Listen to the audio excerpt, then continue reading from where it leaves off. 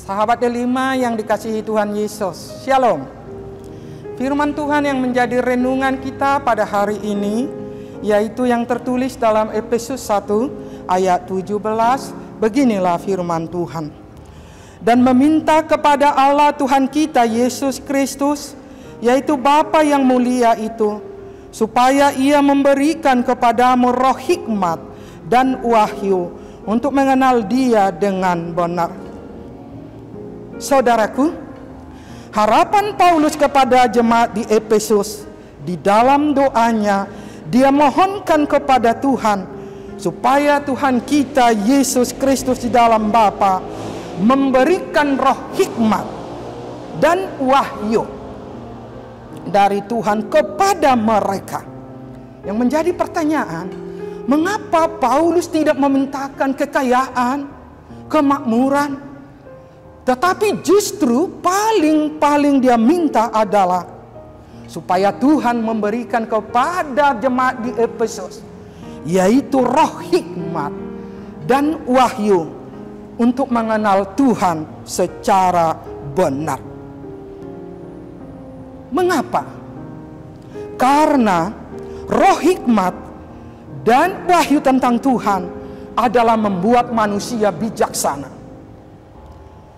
Saya kira kita sudah semua pernah mendengar cerita tentang Salomo yang membuat suatu keputusan tentang dua perempuan atau wanita yang merebut satu anak yang hidup karena ada satu anak yang mati. Keputusan yang tepat itu adalah dari Tuhan. Jadi jika kita menerima hikmat dari Tuhan, kita akan mampu menjalani perjalanan ini di dalam garis yang sudah ditentukan Tuhan. Dan kita bisa mengambil keputusan secara bijaksana, tidak gegabah, dan kita akan mampu menjauhkan segala ajaran-ajaran sesat. Kita akan bisa berkata, ini salah, saya akan tinggalkan. Dan inilah jalan yang benar, yang disukai Tuhan, dan saya akan berjalan di sini. Dan orang yang sudah menerima hikmat dari Tuhan, dia akan benar-benar mempercayai hanya Yesus satu-satunya juru selamat. Dan dia tahu agama itu tidak sama.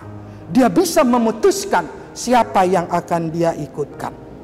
Saudaraku, nats kita hari ini mengajar kita agar kita jangan hanya meminta kesehatan, tapi itu perlu. Jangan hanya meminta kekayaan, yang tentu itu juga perlu.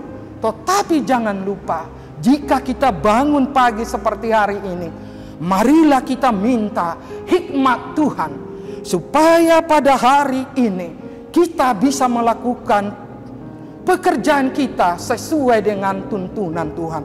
Apapun profesi kita, apakah kita jualan, apakah seorang supir motor, entah apapun itu.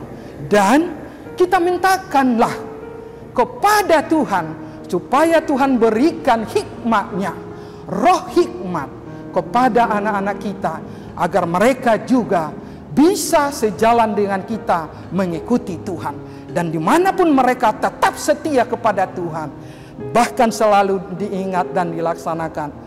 Seperti yang tertulis dalam Matius 6 ayat 33. Carilah dahulu kerajaan Allah dan kebenarannya, maka semuanya itu akan ditambahkan kepadamu.